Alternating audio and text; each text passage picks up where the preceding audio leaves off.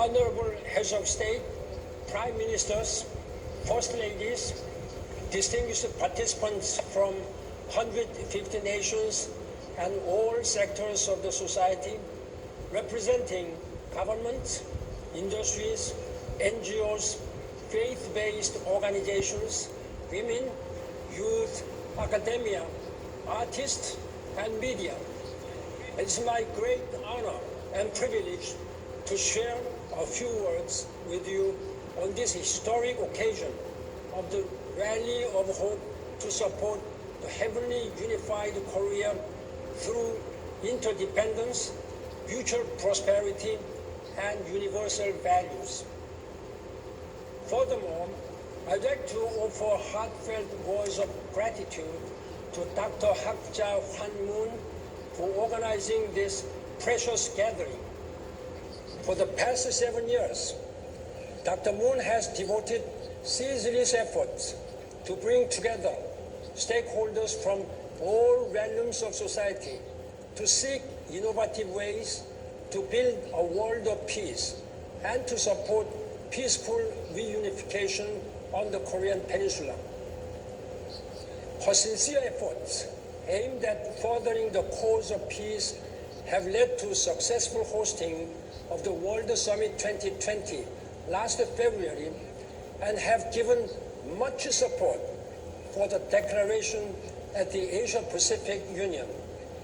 I believe this meaningful gathering will also serve as a platform that lays foundation for Korea to turn itself into an innovative and inclusive nation, as well as an economic peace community on the Korean Peninsula, thereby being prepared for the next century. Excellencies, distinguished guests, ladies and gentlemen, as you may already know, the world we are living in is continually facing challenges that threaten peace. Arrogance and material greed have led to territorial disputes, conflicts among religions and ethnic groups, and family breakdowns. Worse yet, they aggravated the imminent threat of climate change and global warming. All this is seriously undermining human dignity. Rampant nationalism is threatening the security of humanity. I have witnessed this brutal reality firsthand, having lived through the Korean War, as well as during my time as a diplomat and as Korea's Minister of Foreign Affairs.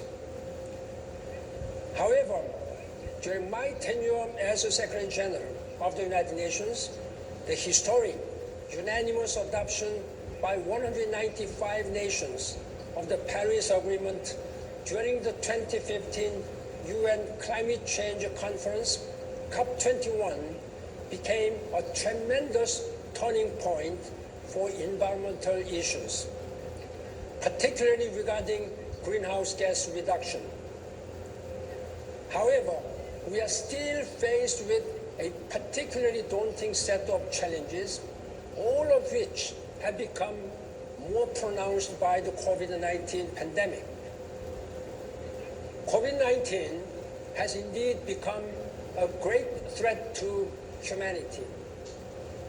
In the wake of this crisis, we have seen the intensification of unsettling trends. I'll mention 4 of them, all of which are interrelated. First is a growing tension between the United States and China, which some call a new Cold War. This trend has and will have global implications, but nowhere more profoundly than here in Asia.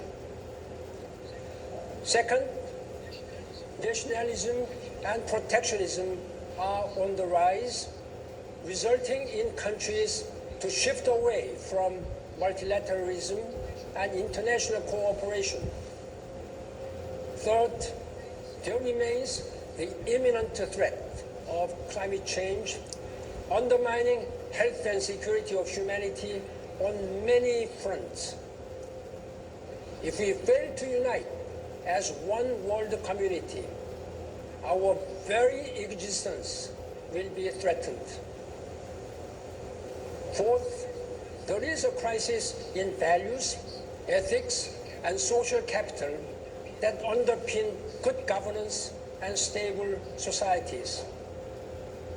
The new Cold War in the COVID era, nationalism and protectionism, climate change, and the crisis of social capital are the clear manifestations of nature's stern warning to humanity.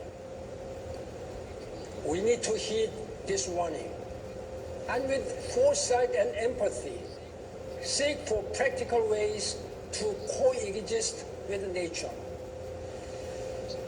Excellencies, distinguished guests, ladies and gentlemen, governments alone cannot address the challenges of our time, not to mention COVID-19. The role of NGOs is very important.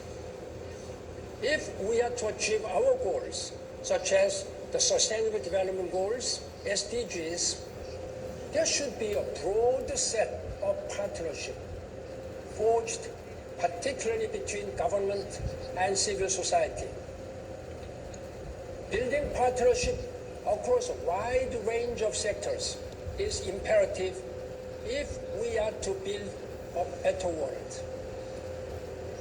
In this respect, I highly applaud the work initiated by Dr. Hakja Han Moon for setting examples.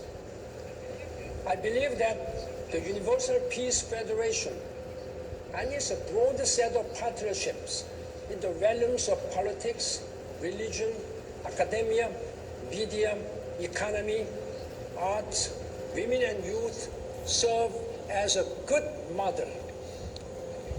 I believe the Universal Peace Federation will become a cornerstone to build lasting peace around the world and the heavenly unified Korea based on interdependence, mutual prosperity, and universal values.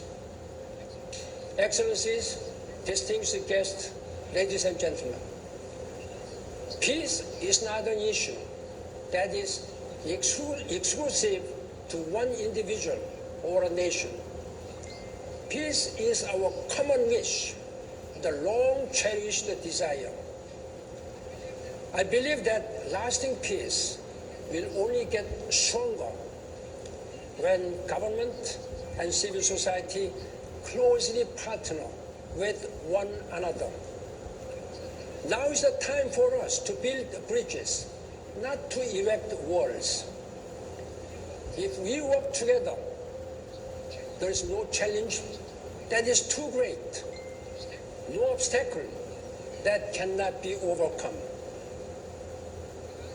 Regardless of our national, ethnic, racial, religious, or political backgrounds, we are the members of one human family.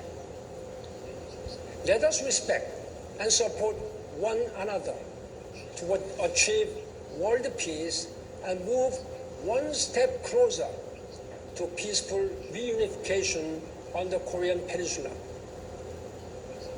Once again, I'd like to thank Dr. Hakja Han Moon for organizing today's Rally of Hope to support the heavenly unified Korea. May all of you and your family be filled with happiness and blessings. Thank you.